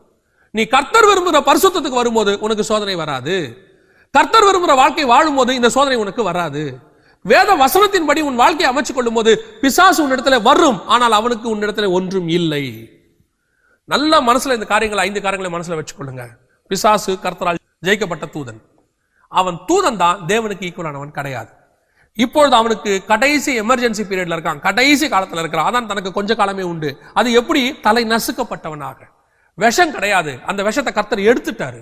அவன் பல்லு நசுக்கப்பட்டுருச்சு, தலை நசுக்கப்பட்டுருச்சு. இப்ப ஆடுறது வாள் மட்டும். தைரியமாய் பிசாசுக்கு எடுத்து நில்லுங்கள். பிசாசு உங்களை ஒண்ணும் செய்ய முடியாது. இன்னொன்னு நல்லா தெரிஞ்சு கொள்ளுங்க, உங்களை இயேசுவின் ரத்தத்துல மீட்கப்பட்ட உங்களை பிசாசு கண்டிப்பா ஒன்னும் செய்ய முடியவே முடியாது. ஏன் தெரியுமா? உன்னை தொடுகிறவன் அவர் கண்ணின் கருவழியை தொடுகிறார். ஆண்டவர் அந்த சோதனைக்கு ஒப்பு கொடுக்கிறதுக்கு அது ஒண்ணுதான் காரணம். நம்ம கிட்ட இருக்கிற அந்த களிம்புகளை நீக்க விரும்புகிறார். அது போயிருச்சுன்னா திருப்பி என்ன செஞ்சிருவார் தெரியுமா? காப்பாத்துவாரு. நம்முடைய ஆத்மாவை நரகத்துல விடவே மாட்டாருங்க. விடக்கூடாதுன்னு தாங்க அவர் இவ்வளவு பாடுபட்டாரு. நம்மளையா கொண்டு போய் பிசாசு ஒப்படைக்க போறாரு. அதான் பவுல் சொல்வாரு, ஒருத்தன் தப்பு செஞ்சுக்கிட்டே இருந்தானா அவனை என்ன பண்ணுவாராம்? பிசாசு கையில ஆக்கினை தீர்ப்புக்கு என்று ஒப்பு கொடுக்கிறார். அப்படின்னா என்ன அர்த்தம் தெரியுமா? திருப்பி அவனை கியூர் பண்ணி நியாய தீர்ப்புக்கு போறதுக்கு முன்னாடி ஆக்கினை தீர்ப்பு. அவனை இந்த பூமியில வச்சே சரி பண்றதுன்னு அர்த்தம். அதுக்கு பேரு நான் அவனை சரி பண்ணி எப்படியாவது மீட்டுக் கொள்வேன்னு அர்த்தம். அந்த கர்த்தருக்கு பிரியமில்லாத காரியங்கள் உனக்குள்ள ஏதாவது இருக்குமானால், சிந்தனையிலையோ பேச்சிலையோ பார்வையிலையோ செய்கையிலையோ கண்களின் இச்சையோ ஜீவனத்தின் பெருமையோ மாம்சத்தின் இச்சையோ படிப்பு குறிச்ச மேன்மையோ உன் வேலையை குறிச்ச மேன்மையோ சம்பளத்தை குறிச்ச மேன்மையோ அல்லது உன்னை ஆண்டவர் வச்சிருக்கிற அந்த அந்தஸ்து அந்த உயர்வான ஸ்தானம் அதை குறிச்ச மேன்மையோ ஏதாவது இருக்குமானால் அந்த இடத்துல இருந்து அதை நீக்க வேண்டும் என்று கர்த்தர் விரும்புகிறார். அந்த அந்த களிம்பை உன்னை விட்டு நீக்கணும்னு விரும்புகிறார். அந்த சோதனையில் அதை நீக்கின உடனே அவனை ஓரம்போ சொல்லிடுவாரு, உன்னை பியூரிஃபை பண்ணிடுவாரு. ஆனா இன்னொரு பெரிய ஆசீர்வாதம் என்ன தெரியுமா? அந்த சோதனை நீ கிராஸ் பண்ணும்போது அதற்குரிய ஆசீர்வாதத்தையும் கர்த்தர் உனக்கு கட்டளையிடுகிறார். யோபு பாருங்க, சோதனையை கிராஸ் பண்ணும்போது வசனம் சொல்லுது அவன் 2 தனியான ஆசீர்வாதத்தை பெற்றுக்கொண்டான். இயேசு பாருங்க, சோதனையை கிராஸ் பண்ணும்போது வசனம் சொல்லுகிறது உடனே தூதர்கள் வந்து அவருக்கு பணிவிடை செய்தார்கள். அப்ப அந்த சோதனைக்கு அப்புறம் உனக்கு 2 தனியான ஆசீர்வாதம் இருக்கு. சோதனையை பார்க்காதீங்க, அதுக்கு வரப்போற ஆசீர்வாதத்தை பாருங்க. அப்படித்தான் 11ஆம் அதிகாரம் எபிரேயர் 25 சொல்லுகிறது, மோசே இனி வரும் பலன் மேல் நோக்கமாகி தேவ ஜனங்களோட துன்பத்தை அனுபவிக்க தெரிந்து கொண்டான். இந்த சோதனையை அவன் ஏற்றுக்கொண்டதுக்கு காரணம் என்ன தெரியுமா? இனி வரும் பலன் மேல் நோக்கமாகி. இன்னைக்கு நமக்கு வரக்கூடிய இந்த சோதனை எல்லாம் எதுக்கு தெரியுங்களா? இந்த களிம்புகளை எல்லாம் நம்மை விட்டு நீக்கி ஒரு பெரிய ஆசீர்வாதத்துக்குள்ளே கர்த்தர் கொண்டு போகிறார். அதுக்கு நடுவுல இந்த வேலைக்காரனை ஆண்டவர் வச்சிருக்கிறார். இந்த வேலைக்காரனை வச்சு நம்மளை சரி பண்றாரு. உங்க மைண்ட்ல நல்லா ஏத்திக்கொள்ளுங்க, பிசாசு என்பவன் தேவனால் ஏற்படுத்தப்பட்ட ஒரு வேலைக்காரன், அதுவும் தேவனால் சபிக்கப்பட்ட ஒரு வேலைக்காரன், அதுவும் தேவனுடைய பர்மிஷன் இல்லாமல் எதையும் செய்ய முடியாத ஒரு வேலைக்காரன், அதுவும் நீங்களும் நானும் தேவனுக்கு பக்கத்துல பிதாவாகிய தேவனுக்கு குமாரனாகிய கிறிஸ்துவோடு கூட சிங்காசனத்தில் உட்கார போறவங்க. நமக்கு விரோதமா அவனால ஒண்ணுமே பண்ண முடியவே முடியாது. இந்த மைண்ட் செட் திருச்சபைக்கு வந்தால் திருச்சபை உலகத்தை ஜெயிக்கும், திருச்சபை பிசாசை ஜெயிக்கும், திருச்சபை பாவத்தை ஜெயிக்கும். நாம் ஜெயம் பெற்றவர்களாய் நித்தியமாய் தேவனோடு கூட சஞ்சரிக்க போகிறோம். அல்லேலூயா. நாம் ஜெபிக்க போகிறோம். கண்களை மூடுவோம் தேவ சமூகத்துல. இன்னைக்கு இதுவரைக்கும் நீங்க எப்படி இருந்தீங்கன்றது முக்கியம் இல்லை. இந்த செய்தியை கேட்ட பிறகு, இந்த செய்தியை நீங்க உங்களுக்குள்ள உள்வாங்கின பிறகு ஒரு காரியத்தை மனசுல வச்சுக்கொள்ளுங்க. இனி நான் பிசாசுக்கு எதிர்த்து நிற்க போகிறேன், பாவத்துக்கு நான் விலகி ஓட போகிறேன். அது உண்மை, விலகி ஓட வேண்டும், மஸ்ட். அதே நேரத்தில் பிசாசுக்கு நான் எதிர்த்து நிற்க போகிறேன். இனி பிசாசு என்னை ஒன்றும் செய்ய முடியாது.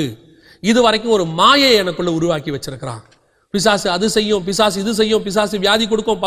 நல்லா தெரிஞ்சுக்கொள்ளுங்க, பிசாசால மரணத்தை கொண்டு வரவே முடியாது. வசனம் சொல்லுது, அவர் பரிகரிக்கப்படும் கடைசி சத்துரு மரணம். சிலுவையிலே அவர் மரணத்தை ஜெயித்தார். உனக்கு மரணத்தை கூட அவனால் கொண்டு வர முடியாது. எல்லாமே கர்த்தர் கரத்தில் இருக்குது. we are in the hands of the Lord. இன்னைக்கு நம்ம ஒரு தீர்மானம் எடுத்து தைரியமா கர்த்தருக்கு முன்பாக, தூதர்களுக்கு முன்பாக, பிசாசுக்கு முன்பாக ஒரு அறிக்கை பண்ணுங்க. இனி நான் தேவனுடைய பிள்ளை, என்னை பிசாசு ஒன்றும் செய்ய முடியாது. கர்த்தர் உலகத்தை ஜெயித்தார், நானும் உலகத்தை ஜெயிப்பேன். அவர் மரணத்தை ஜெயித்தார், நானும் மரணத்தை ஜெயிப்பேன். என் தேவனாகிய கர்த்தர் என்னோடு கூட இருக்கிறார். நான் உலகத்தை ஜெயிப்பேன், பிசாசை ஜெயிப்பேன். ஜெபமனோமா, சர்வ வல்லமையுள்ள ஆண்டவரே, ஜெபம் பண்ணி கொண்டிருக்கிற, இந்த செய்தியை பார்த்து கொண்டிருக்கிற, ஜெபித்துக் கொண்டிருக்கிற ஒவ்வொருத்தருக்காக நான் ஜெபிக்கிறேன். உடைய கிருபை அவர்கள் மேல் இறங்குவதாக, இன்னைக்கு ஒரு பலன் இறங்குவதாக. இதுவரைக்கும் இருதயத்தில் காணப்பட்ட பயங்கள் எல்லாம் இயேசுவின் நாமத்தில் வெளியே போகட்டும். ஒரு பெரிய தைரியம் உள்ளே இறங்கட்டும். என் தேவனாகிய கர்த்தர் என் பட்சத்தில் இருக்கிறார், எனக்கு எதிராய் நிற்பவன் யார்? இந்த தைரியம் எங்களுக்குள்ளே வரட்டும், ஒவ்வொருத்தருக்குள்ளே வரட்டும், ஒவ்வொரு திருச்சபைக்குள்ளே வரட்டும். உடைய கிருபை மூடிக்கொள்ளட்டும். எங்கள் ஆண்டவர் இயேசுவின் நாமத்தில் ஒப்பு கொடுத்து ஜெபிக்கிறோம், எங்கள் ஜீவனுள்ள நல்ல பிதாவே.